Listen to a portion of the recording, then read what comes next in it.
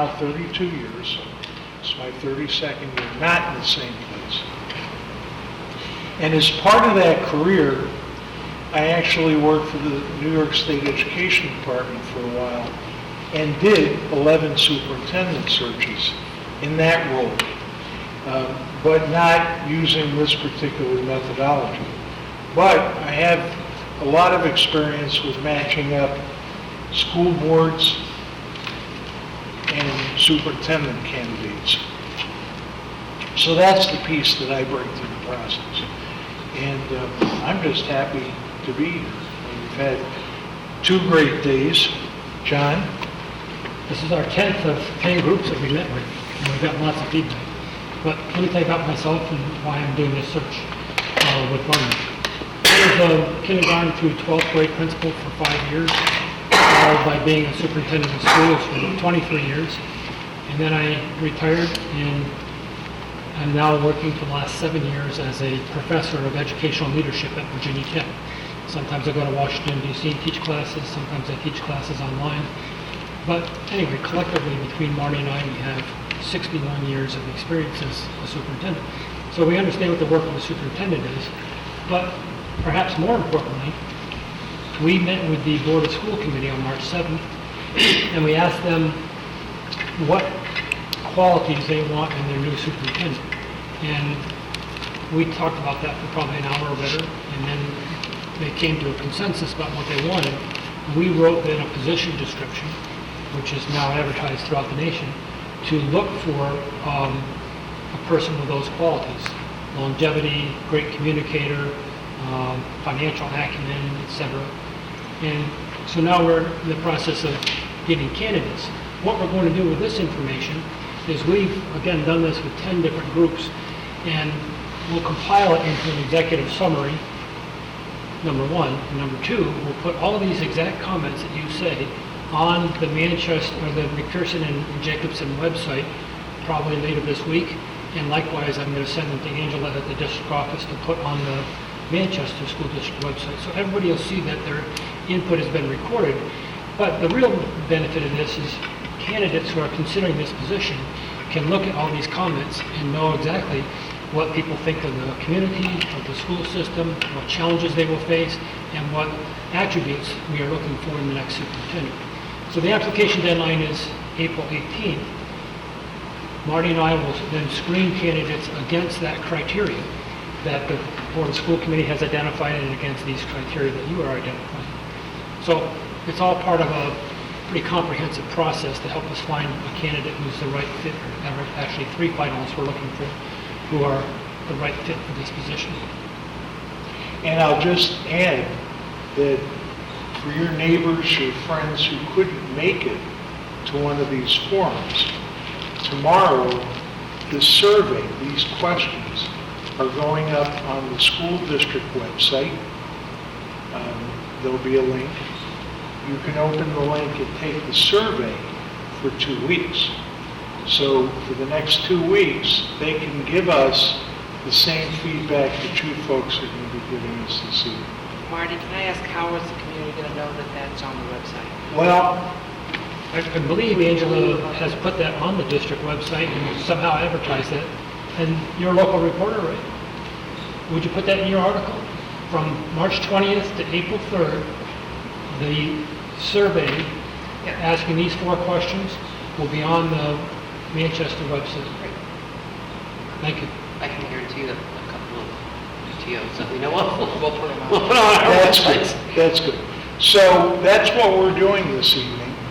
I'm going to facilitate this a little and moderate it, and my colleague's going to be recording to your responses. Not just a pretty face. I can So please be nice and loud. Somehow I don't think I have to say that. No. And we will go from there. So the first question that we're asking is apart from the school. So don't think of the school for a moment, but the community, the city of Manchester. What about this community makes this, let's say, a great place to live, a good place to live, but maybe a great place to live? Yes. For me, it's the cultural diversity that we have. Good. Cultural diversity. Who would like to add to that? You want to add to that, right? I think the growth of Manchester businesses Okay. is making this a good place to live. We heard that, and we heard lots of restaurants springing up. Yeah. What else make this a nice place? Everything, how do I say it? Everything that we need is here. Accessible. Okay. So I've got grocery stores, I've got libraries, I've got museums, I've got, everything's right here. Everything that you could want, you don't have to leave the city. Right. Good. Good. Grocery stores, doctors. Yeah, you have 3 hospitals, right? Yeah, yeah. we- That's two- pretty two neat. to start with, yeah. That's pretty neat. Care to add? Although it's big enough to have everything you need, it's not so big that you feel like you get lost. I refer to it as a small town of 100,000. Okay. So it's not so enormous that you're overwhelmed, but you have everything. It's not impersonal. Got it. It is not impersonal? It is Not not impersonal. A lot of interconnectivity. So many people know or are related to so many other people in the city. It's amazing how there's just like there's no strangers. Ultimately. And I think that helps because. It's strange. Okay. It's Oh, strange. so I was kind of going to say that because no one's a stranger, people are invested. They're invested in making this place, Manchester kind of great. It's a community pride. Yes, sir. Location. Location. We're an hour We've from heard the coast, that. an hour from Boston, an hour from the mountains, and 20 minutes from the middle of nowhere. Right. The real estate people will tell you the 3 most important things. Location, location, location. Well, here, and we've heard it over and over again, you're right. Mountains, lakes, the ocean, Boston, whatever you need, it's just not that far away. Right. Good. What else can we highlight? Yes. In addition to the museums and hospitals and stuff, there's a lot of things for families and children to do. Like there's a robust sports thing. There's a Y, a boys club. Family and children activities. Right. Good. Plus supports for family counseling and stuff like that is also available. And necessary services, right? What else can we add? Yes, ma'am. For me, it's that I think we're at the verge of, we're at the pinnacle of we're entering progress, we're entering growth. I mean, people are starting to really verbalize potentials for growth that we haven't heard necessarily before. So tremendous potential for growth. In all areas, Innovation. and innovation. Okay. Good. I like it. Anybody like to add? I think there's also a real appreciation in this city for the arts, Okay. music and the arts, which is, just so expansive, especially for our kids. Well, somewhat. Well, If you have money. Because it's not available to everyone. well, okay. What, There's that's fine. potential. Yes. There we go. Anything else positive about the city itself that we want to add to the list? I will take it back to the schools and to education. Our public Well, school system but- is dedicated. But that's the next question. Yeah. He said So keep it hold that thought. Yeah. Hold that thought. City. Okay, now, did you have one more? Well, I was going to talk about neighborhoods and the fact that, we have whatever kind of neighborhood or home you want to live in. If you want to live in a Victorian house in the middle of the city, that's available. If you want to live, Contemporary in a more suburban type neighborhood, that's also available. Now we're going to go to the school.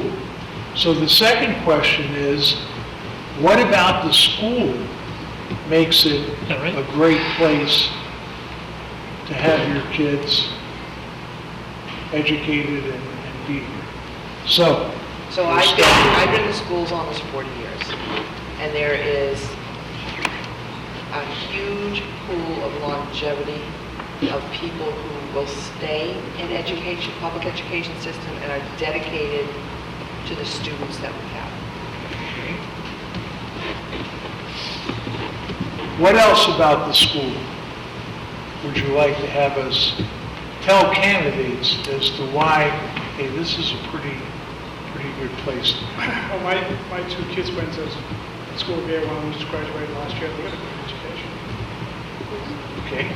I didn't hear you, sir. Excellent education. Excellent education. They got exposed to a lot of different opportunities, got to go to different places, different education opportunities, different language opportunities, different people. It was a great all-round education for my children. I Okay. wouldn't put them anywhere else. Good. Others?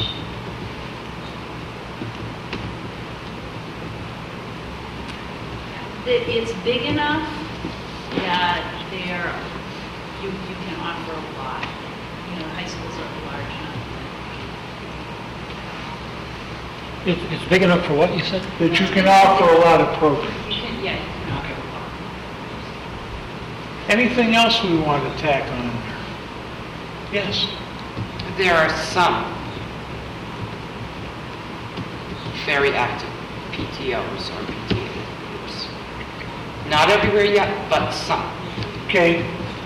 Significant parent involvement in this. Some. In some Can we say many? No, I don't even think you can say many. A number of? We are, a number, right. And we have a school board member who's trying, so we're working on it. Working on building the parent involvement. Okay. He's got parent involvement committees starting to try to get it off the ground. What else do we want to say positive about the school? I think that there are pockets of innovation occurring, Okay. though not as consistent or widespread as we would like, but we certainly see innovation occurring. Okay. Floor is still open. Once?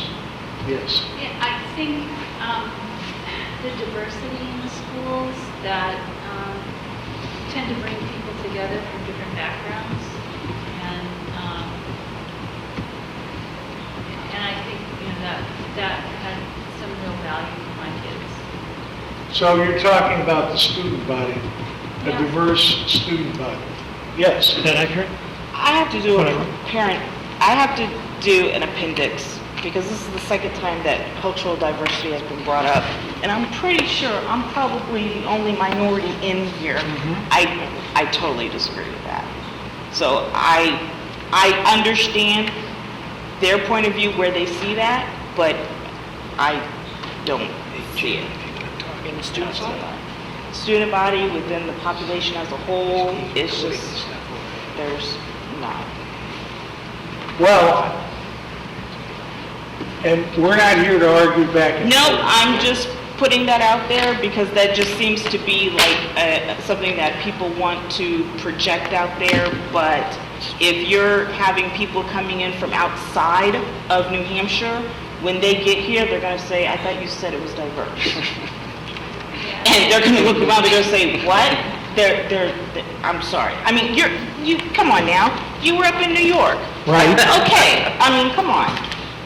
You know, you're going to tell me now that you're standing up here and just from what you've seen in your meetings, you're going to tell me that you saw a diverse population? Well, now, what was said over here, and I'm not going to argue with you. No, I I'm not promise. arguing either. But what was said over here was a diverse student body.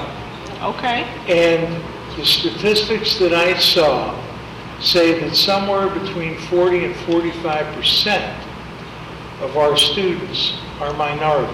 Now, the adults in Manchester, the figure is much lower, okay, as far as the minority population. again, I heard a figure of 20%. So I would agree with you in terms of maybe the overall population, but the young lady over here was talking about the student body, and I think 45% minority is probably, would consider a diverse population. And while I agree with you, Manchester is way more diverse than the entire rest of the state. And the student body, I know. the rest of the state, the figure that I heard was 7% of students. We're minority. concentrated in. Yes. For me, diversity doesn't just mean the color of your skin. I don't know. But I'm a parent of special needs students. Okay. So we have a very large, I would say, right, compared to the state, we have a very large percentage of students with special needs. And we try to fit them into the classroom.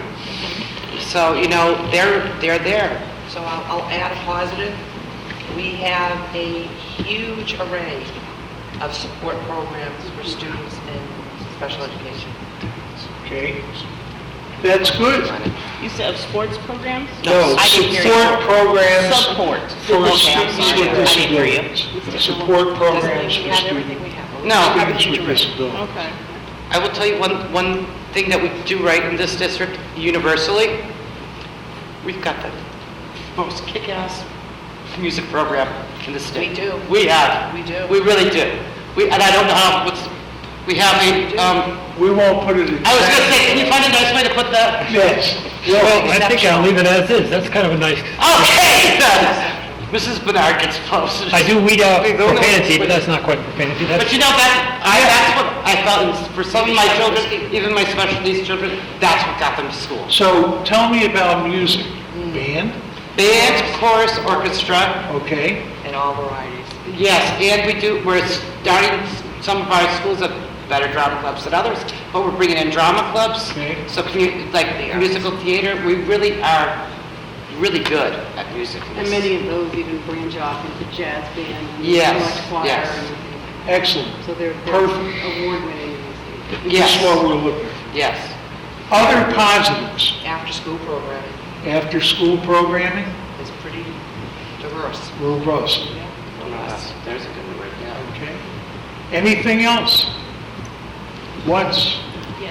yes. Before school programs, and also we're beginning to have community schools programs in some of the neighborhoods. Before school program and community schools. Well, moving in that direction. Yes, sir. Some places. So the district, the school board and the district have been, are very sort of outward looking and ready for accepting of, let me put it this way, accepting of innovation and of new ideas, forced often by the circumstances they find themselves in, but I think that in some communities you might find resistance to change and, we must do it the wrong way. Manchester has, by both in its policy and in the way it's been doing things, it has been, I would say that the school district is open to innovation. Open to innovation, okay? We can say that. Anything else on the positive? Once, twice, see, I refer you to. Well, there we go. There are strong connections that are formed between community providers and, like Boys and Girls Club and so forth. Nice and loud. The Boys and Girls Club and the Y, et cetera, they connect with the schools in order to provide Okay. after-school work. Good relationships between community organizations and the school. Anyone else? All right. No school district is perfect. There are going to be issues. There are going to be challenges. We want to tell the candidates, look, you're not going to Valhalla here. That there are a few things that are challenging in the district. So give me some. Level of poverty. Level of poverty. and growing. I got a statistic, again, we've been kind of sponging on data, that not too many years ago, free and reduced lunch was 18%, and now it's 60% for free and reduced. So that speaks to your point. Growing poverty, what else? Challenges. Resources. That was in almost every group the first thing. The school district, I think, no one's going to disagree that you're underfunded. The state has ratcheted back support, the tax cap over here. The bottom line is we have the lowest per student capita funding to school district state union. And I was given a statistic that said that there would have to be an infusion of $50 million to bring the per pupil up to the state average. Now, I don't know if that's accurate, but I suspect it is. So underfunded. And some of it is structural. No, it is the lowest. It is the It's not lowest. close It is? to it. It is rock bottom. I'm sorry. He's typing. Oh, I'm sorry. You're yelling at him, not at me. Yeah, Okay. I'm yelling at John, not you, Mark. Lowest in the state. Okay.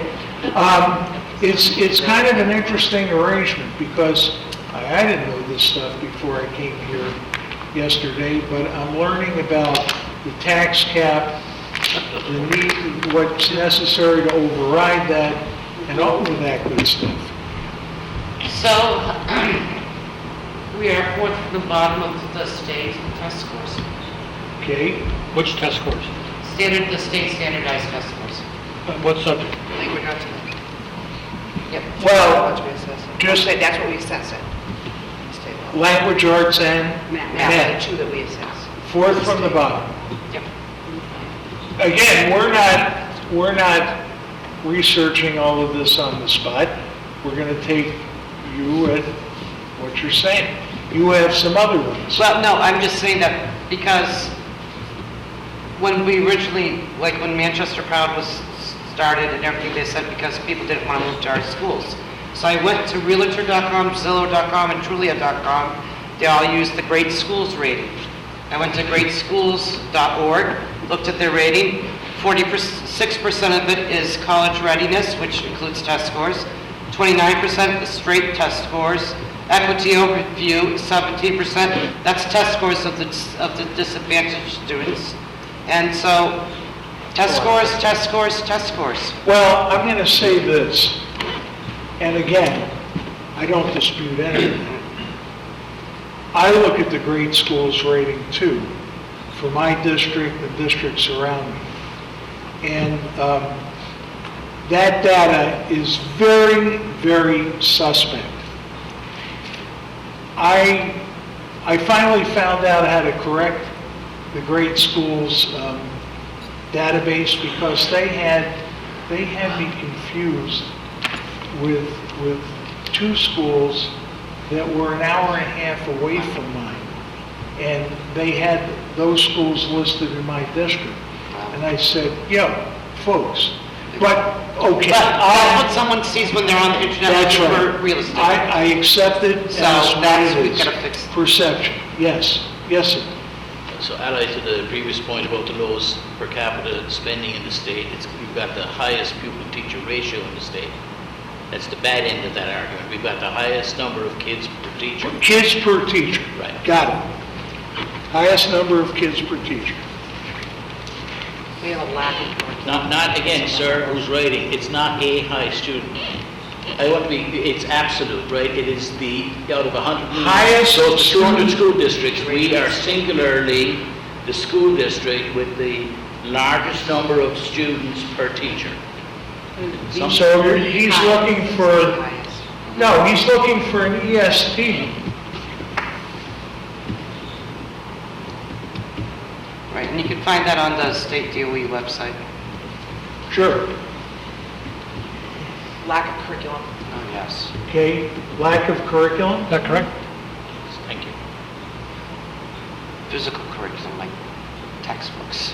Well, Spelling books. lack of curriculum and And instructional materials. Okay, if that's what, Okay. yep. Lack of curriculum and instructional materials. Yes, sir? We've got a $40 million capital improvement backlog. Okay. That's renovations, work needing to be done, etc. Deferred maintenance. Including deferred maintenance. Okay. Get that, John? I think so. 40, I think. 4-0. 40. $40 million? Yeah. And that's the ones that actually make it into. You're not applying for the job, we take it. Those are the ones who make it into the hopper. It's a challenge, we're a challenge. We are a challenge. What else? Are issues, challenges, Technology needs. technology needs, What about Technology is a pencil. You're talking about computer. technology needs. Yeah, but what about them? Well, We have a We don't have significant any. need for up-to-date technology across student body. For bandwidth, we are not one-to-one district at all. We have anything else we want to include on this list? Again, Well, once, then if somebody applies there, they're willing to. twice, yes. We like to fight. You like to fight. Is this a personal thing that you're talking about? We argue a lot as a city, especially. Oh, yeah, we're not going to rubber stamp anything. Yeah. So, It's. I'm trying to find a way to put that.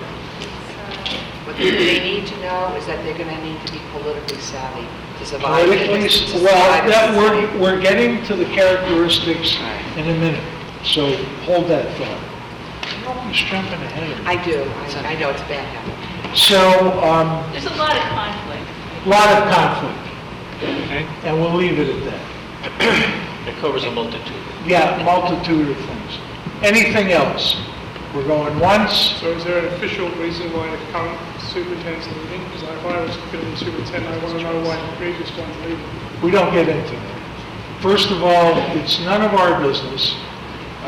What I read in the paper were personal Yeah. reasons, and that's all I need to know, and that's all anybody needs to know. Okay?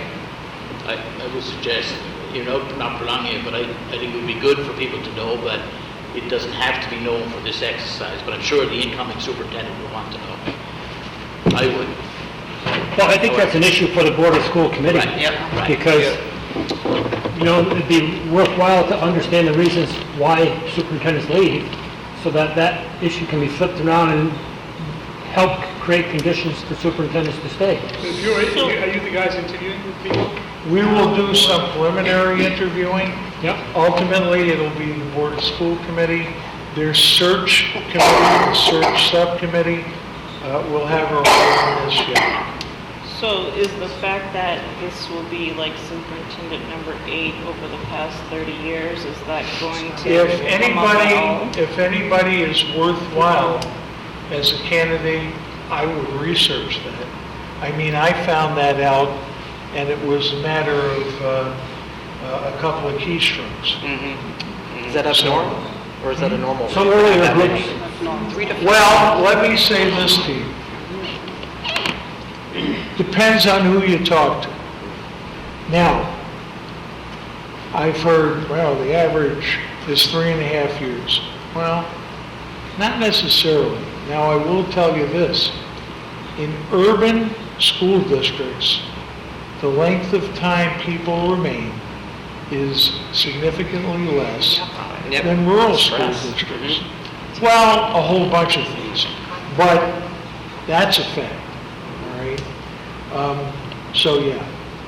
But we're focusing on Manchester and what the issues are, and that's not really an issue, such that, obviously the person's going to do their research and hopefully work with the school committee to make sure that that doesn't happen. and that's part of the reason why this process is important. If someone's looking for a high wealth easy school district. Yeah, this is This is not it. They're going to look at all this information right here, and they're going to know what they're getting into. They're going to know what they're applying for. So someone earlier today said it well, this is a great opportunity for someone who embraces a challenge. Absolutely. Right, make their name. You know, it's been my experience in 32 years as a superintendent, 50 years in public education. I started when I was 10. That Superintendent since you were 10. that you look for a place, or people who want to challenge look for a place where there is opportunity, challenges, it's got to be doable, okay? But you go into a place where somebody retires and everything is running smoothly and beautifully, you know what you're going to hear? You can't change it. Harry did it that way. You know, you're not as good as Harry, Right. you know, and I'm saying to you, challenges are not necessarily bad. There will be people out there who will say, okay, let me look at this. Yeah, there's some funding issues, and yeah, there's some work to be done, and yeah, but the bones are there for And maybe, moving forward. and maybe the community needs to look at itself, and instead of being a fighter about everything, maybe they need to say, hey, this is well researched, this is well thought through, let's support this, rather than just tackling stuff. Now, you had one other thing to add. Yeah, you know, I've been around a while, this is my fourth superintendent search. I think the person needs to be personally resilient. It's a very high-stress. You're getting ahead of me too, because we aren't there, the characteristics of the superintendent. Yes, we are. Well, Yes, we are. Yeah, You're just- I moved on because they gave an answer in this category, so I moved to this category. I'm ahead of you, sorry. Thanks. And now we'll go back to this. Yeah. Person has to be personally resilient. Yeah, because of the stress. Okay. And we heard thick skin and have a backbone and all Okay, that's this. what I was going to say. Because they have to speak the truth, not just to the taxpayers, but to the parents, and to the students, and to the staff. I mean, I say volunteer in the elementary schools. I will tell you that our biggest problem is parenting. Lack of it. They're precious snowflakes, never did anything wrong. What did the teacher do to make them angry? You know, I'm tired of it. Well, Your kid's a little brat. we're on the character, now we're on the characteristics. But that's what I'm saying, he's gonna have to be able to say some hard things that people aren't gonna wanna hear. Okay, fair enough. Credibility Yes. with everyone that he or Yes. she speaks with. Yeah. Yes, sir. So, I think it's, there's always the possibility that, you know, somebody could be successful from a different background, but my observation has been that we have brought in a superintendent or superintendents who were not experienced in this size school district. And it seems to me we have learned, we all know now, I think, that bringing in a superintendent from a 2,000 person school district from somewhere in rural, you know, wherever, is not the answer. So I would say that the person needs to be, as the gentleman has written more succinctly than I've said, that somebody should have experience in a similarly sized urban school district. There you go. Okay. Thank you. It's a good mind reader. Yes. What else for characteristics? Yes, ma'am. Experience as a teacher and a principal. Yeah, we've heard that too earlier today. Up through the ranks, teacher, principal, maybe central office for a while, and then superintendent. And someone who's also 50-50 on the instructional coach and CEO, to be Okay? able to lead the staff as well as the district. So, again, let me paraphrase. Instructional leader / run the business. Yes. Somebody who has a proven track record of surrounding themselves with a team that can work together. Okay, I'll buy that. That's a good Let him type. He's fast, he isn't that fast. Did you get that? I got it. Good, sir. And nice to have would be somebody who is multilingual. Ah, multilingual. You know, out of all the people that we've talked to, that's the first time we've heard that. First in multiple languages, yes, sir. Along that same thing, I think you really want somebody who's empathetic to the challenges of a large portion of the population as well. Okay, empathetic to the challenges of the population we have here. Anything else? Fighter. Fighter, Yeah, somebody who really is not going to, back down. somebody who's really going to take the job as superintendent as they are the leader of the ship.